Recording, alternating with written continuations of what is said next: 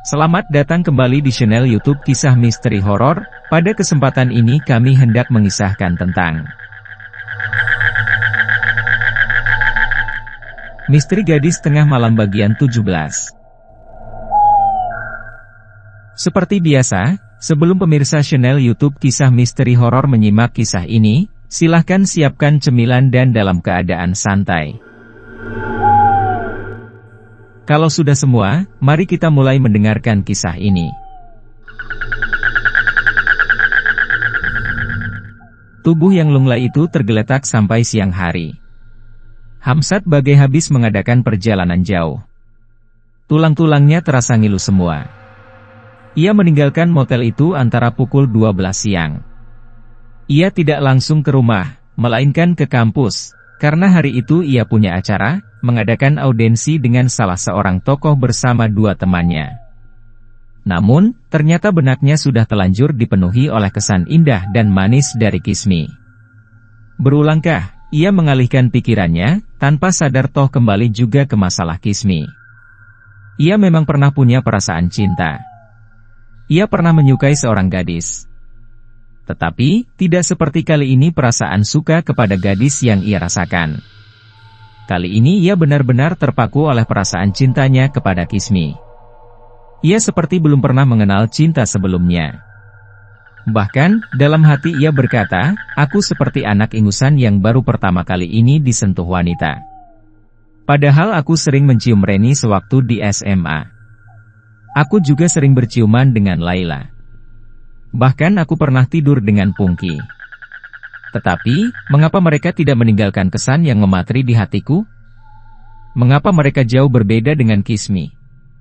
Kesannya begitu kuat, membuat aku tak mampu mengalihkan konsentrasiku walau sekejap. Oh, luar biasa daya tariknya. Luar biasa kecantikan itu. Pantas kalau Norman dan yang lainnya tega melakukan bunuh diri demi cintanya yang tak tercapai itu." Dalam perjalanan ke kampus, mendadak Hamsat menjadi tegang. Hatinya berdebar-debar setelah ia ingat kematian Norman, Denny, dan Tigor. Lah menggumam sendiri di dalam mobilnya, mereka mati dengan cara bunuh diri. Mereka bunuh diri karena rindu pada Kismi. Mereka rindu, karena mereka jatuh cinta pada Kismi. Lalu, bagaimana dengan aku? Apakah aku tidak akan berbuat seperti Norman, Denny, dan Tigor? Oh, jangan. Jangan sampai aku sepicik mereka. Aku harus tegar, tak mau jatuh karena perempuan. Tapi, Hamsat berkerut dahi. Ia melanjutkan kata-katanya dalam bentuk kecamuk di dalam liati. Tapi, Kismi meninggalkan pesan yang misterius.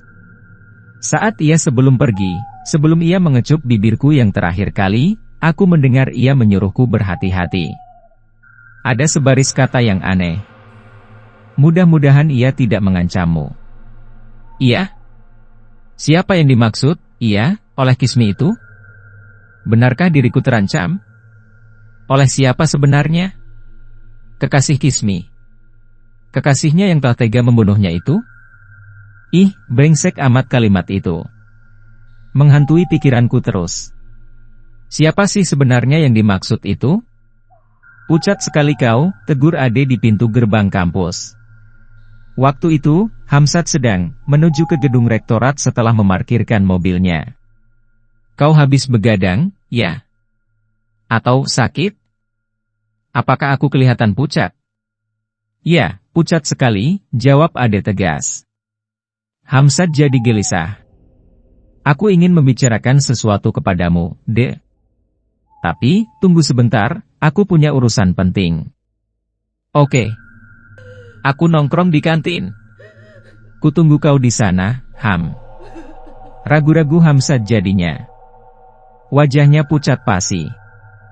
Semua temannya yang berpapasan dengannya mengatakan begitu. Malahan seorang dosen yang berpapasan dengannya juga menyarankan, pulanglah. Jangan paksakan diri kalau kau dalam keadaan sakit.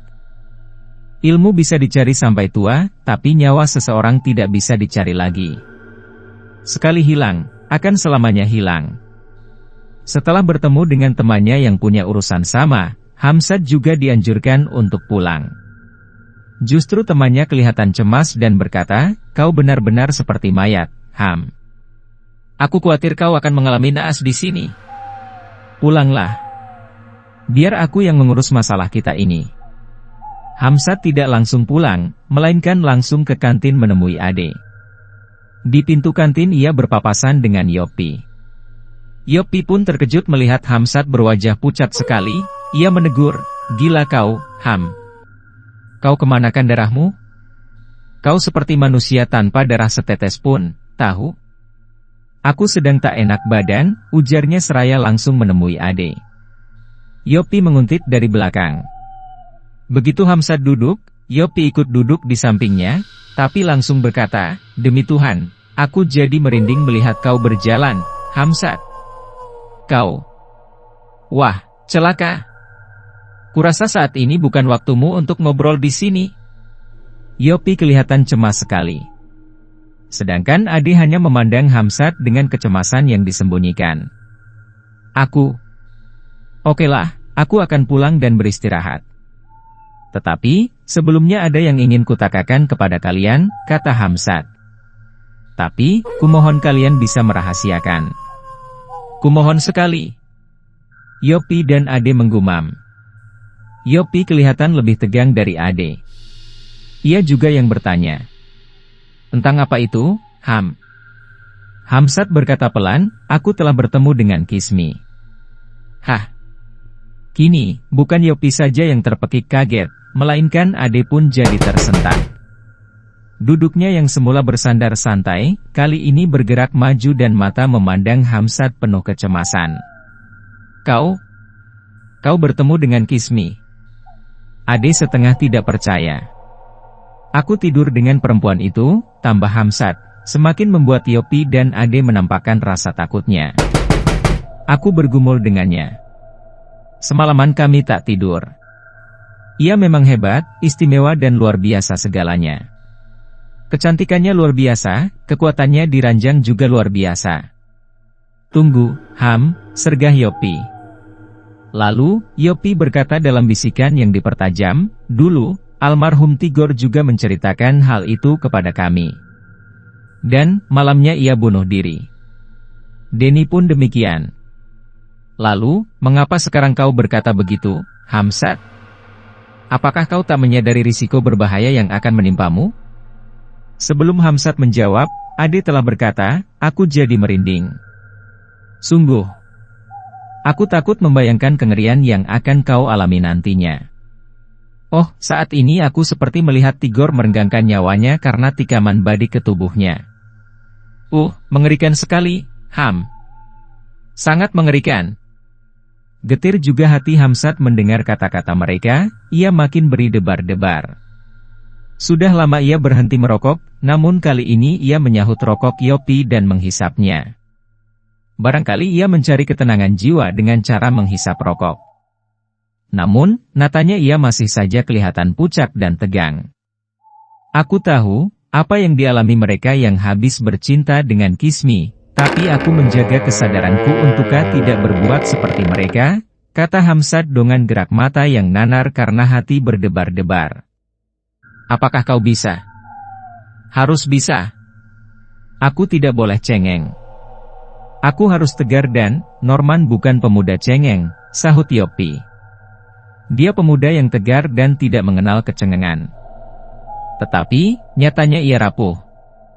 Ia menikam dirinya sendiri dengan gunting," sahut Ade.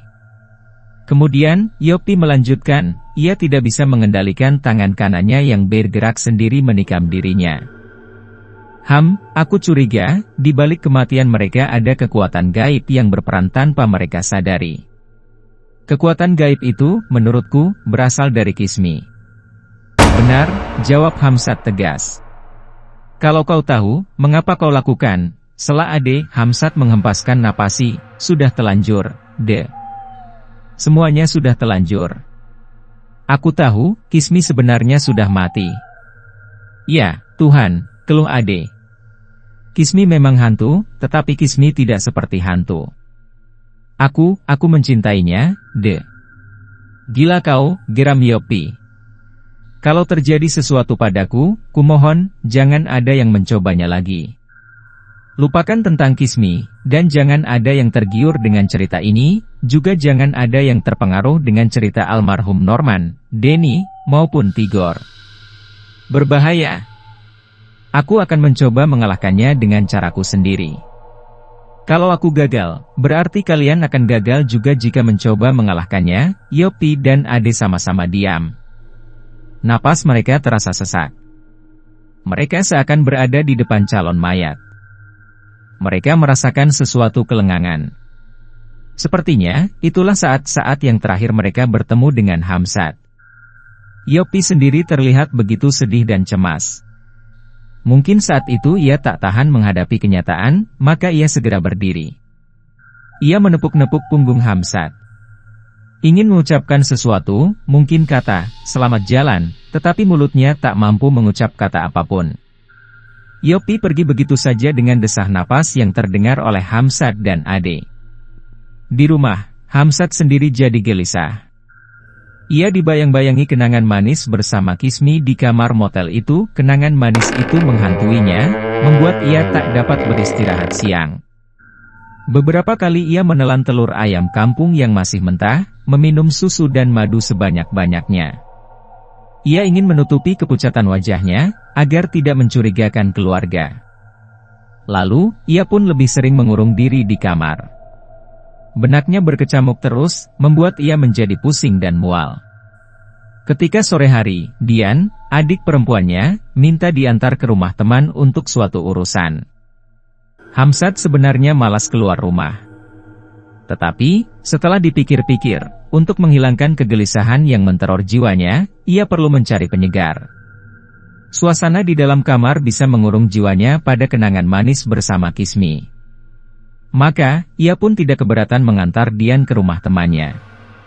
Sepanjang perjalanan Hamzat tak banyak bicara.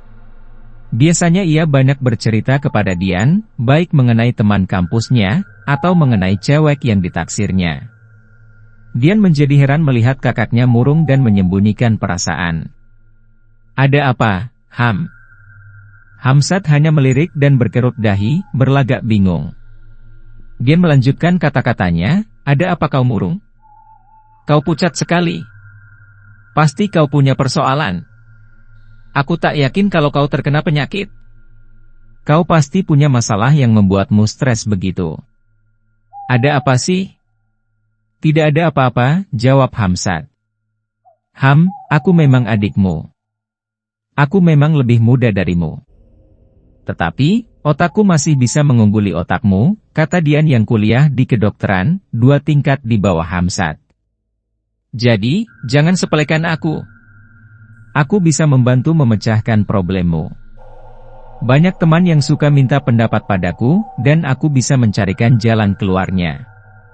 Oke. Aku mengakui, kau memang cerdas. Tapi, untuk mengutarakan masalahku, aku perlu mempertimbangkan masak-masak." "Kenapa begitu?" "Kau sanksi." "Bukan soal sanksi, tapi ini menyangkut soal pribadi." Kau mulai tertutup denganku, Ham. Itu tidak menguntungkan kamu." Berulang kali Dian membujuk kakaknya agar membeberkan masalah yang ada, tetapi Hamzat masih ragu-ragu. Banyak beberapa hal yang perlu dipertimbangkan, dan itu semua membutuhkan tempo yang cukup lama. Sampai pulang dari mengantar Dian, Hamzat masih belum punya keputusan. Haruskah ia bicarakan masalahnya kepada keluarga? Apakah itu tidak akan mengganggu ketenangan keluarganya? Bagaimana jika keluarganya tahu bahwa Hamzat diambang kematian? Sudah tentu hanya akan membuat panik. Oh, tidak. Hamzat tidak mau masalah pribadinya membuat panik keluarga. Ia lebih baik menyimpannya sendiri, dan menanggung segala risiko sendirian. Ia tak ingin melibatkan keluarga. Pulang dari mengantar Dian, hari sudah malam. Tadi Dian mengajaknya mampir ke supermarket, dan Hamzat setuju. Pulangnya sudah cukup malam, dan Hamzat menjadi lebih gelisah lagi. Bayangan indah bersama Kismi semakin nyata, bahkan sempat membangkitkan gairah kejantanannya. Lalu, tiba-tiba ia menghentikan mobilnya di pinggir jalan. Loh, kok berhenti? Ada apa? Tanya Dian merasa sangat heran. Apakah kau mendengar seseorang memanggilku? Tidak, jawab Dian. Aneh. 2 kali aku mendengar seseorang memanggilku. Ah, ngaco. Tidak ada suara apa-apa kok. Ayolah, buruan. Nanti papa dan mama ngomel kalau aku pulang kemalaman. Hamzat melanjutkan perjalanan menuju ke rumahnya. Beberapa saat kemudian, laju mobilnya dikurangi. Ia menelengkan kepala, menyimak sesuatu dengan dahi berkerut. Tuh, ada yang memanggil namaku berulang kah? Katanya kepada Dian. Tetapi, Dian hanya menggerutu tak jelas. Hamzat kembali tancap gas. Pada saat itu, ia baru teringat cerita tentang kematian Norman, Denny, dan Tigor. Menurut Susilo, sebelum Norman melakukan bunuh diri, anak itu juga mendengar suara seseorang memanggilnya. Tigor juga bercerita bahwa Denny selalu merasa ada yang memanggilnya. Suara orang yang memanggil seperti suara Kismi. Dan tak berapa lama, Denny bunuh diri. Menurut Bahtiar, sebelum Tigor bunuh diri, Tigor juga merasa ada yang memanggil-manggil. Konon, suara itu membuat Tigor menjadi sangat merindukan Kismi. Dan, sekarang Hamzat merasa mendengar suara Kismi memanggilnya. Apakah ia pertanda ia akan melakukan bunuh diri? Celaka kalau benar begitu, geram Hamzat di dalam hatinya. Padahal mereka berbuat bunuh diri seperti di luar batas kemauan hatinya. Ada kekuatan gaib yang menggerakkan tangan mereka untuk melakukan bunuh diri. Apakah aku juga demikian? Ketika sampai di rumah, suara orang memanggilnya itu semakin jelas. Hamzat merinding sekujur badan. Ia berusaha menjaga kesadarannya, menegakkan logikanya, tetapi ia juga merasa bahwa dirinya sesekali terasa limbung karena dibuai oleh kenangan manis bersama Kismi. Hatinya berdebar-debar, seakan menuntut curahan rasa yang ada, yaitu rasa rindu kepada Kismi. Gawat.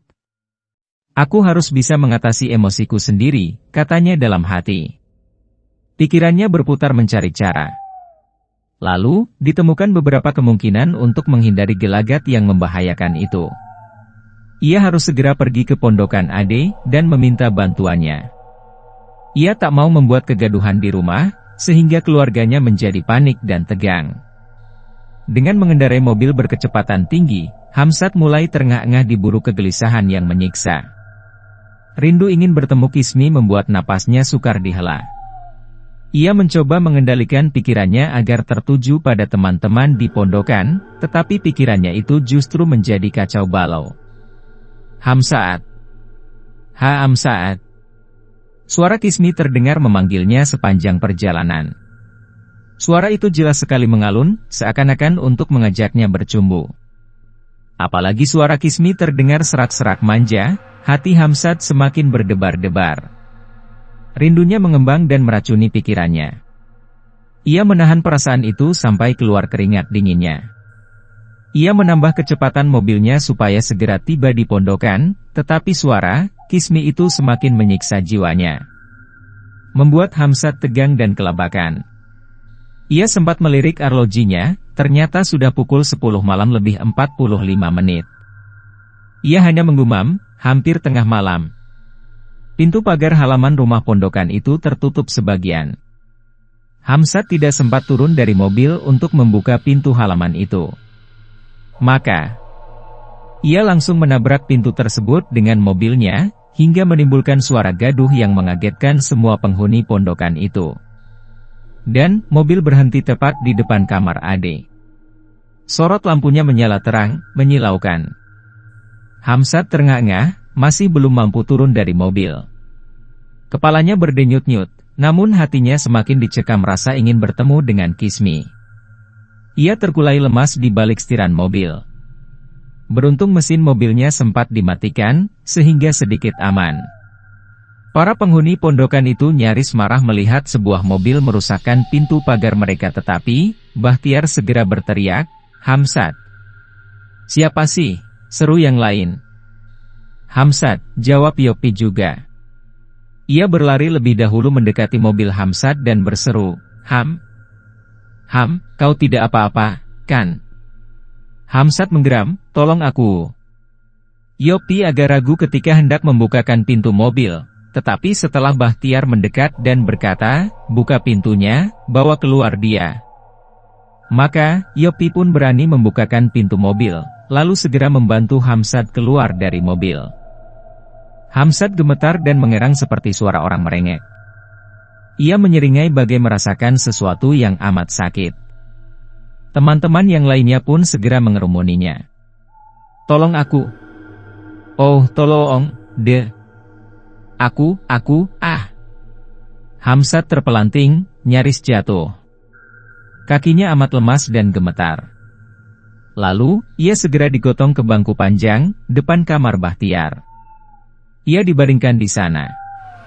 Tetapi, mendadak ia meronta sambil menggeram, kejang. Tolong jangan dekati aku. Aku ingin mati, kata-katanya menyeramkan bagi yang mendengar. Ingat. Ingat kau tidak boleh mati atas kemauanmu sendiri. Ingat, kata Yopi. Aku ingin mati, ia menggeram dengan gregetan. Matanya mendelik dan bergerak nanar, seakan mencari sesuatu. Dan, pada saat itu Yopi pun gemetar dan berkata, celaka. Ia punya emosi untuk bunuh diri. Ia akan mengalami nasib seperti Tigor. Semua mundur, tegang. Napas mereka menjadi sesak, dan tubuh mereka merinding semua. Hamzat tersengal-sengal sambil menggerang-gerang. Matanya memandang mereka dengan liar. Giginya menggemelutuk dan otot-otot tubuhnya mulai mengeras. Ia masih sempat berusaha berkata, tolong aku. Oh, tolong. Mereka berkomat-kamit membaca doa dalam upaya menyadarkan Hamzat. Tetapi, nalurinya untuk bunuh diri semakin kuat dan mengacaukan kesadarannya. Dengan napas yang tersendat-sendat dan bibir gemetar, Hamzat berkata kepada Ade, karena matanya yang liar itu tertuju pada Ade, ambil tali. Tali. Ade gugup, tak tahu harus mengambil tali kemana. Yang lain juga sibuk mencari tali tanpa mengerti maksud Hamzat. Malahan Susilo berseru, jangan beri tali dia. Dia mau gantung diri. Maka, semua yang sibuk mencari tali berhenti seketika. Kismi. Ao. Hamzat mengerang setelah mendesah menyebutkan nama Kismi. Bayangan perempuan itu semakin kuat dan seakan meremat hatinya, menciptakan rasa sakit yang sukar dipahami. Kembali matanya yang nanar itu memandang Yopi. Tali, cepat tali. Ikat tubuhku di pohon. Ikat kuat-kuat. Oh, tolong. Barulah mereka mengerti maksud Hamzat yang sebenarnya. Dia minta diikat di pohon, supaya segala gerakannya terbatas. Maka, mereka sibuk mencari tali untuk mengikat tubuh Hamzat. Pada saat itu, terdengar lagi Hamzat berkata sambil memejamkan mata kuat-kuat, ada di mobil. Ada di mobilku. Tali. Ade berlari ke arah mobil, dan mendapatkan segulung tambang di samping tempat duduk sopir. Di situ juga terdapat borgol, gelang besi untuk pencuri, yang diperkirakan milik ayah Hamzat yang memang sebagai kepala polisi di sebuah resort. Para pecinta dan para subscriber YouTube Kisah Misteri Horor, tentu penasaran dengan kelanjutan kisah ini bukan? Silahkan ikuti bagian selanjutnya esok hari di waktu dan jam yang sama, dengan cara klik subscribe dan juga loncengnya, agar Anda selalu mendapatkan notifikasi jika channel YouTube ini mengupload video kisah terbaru.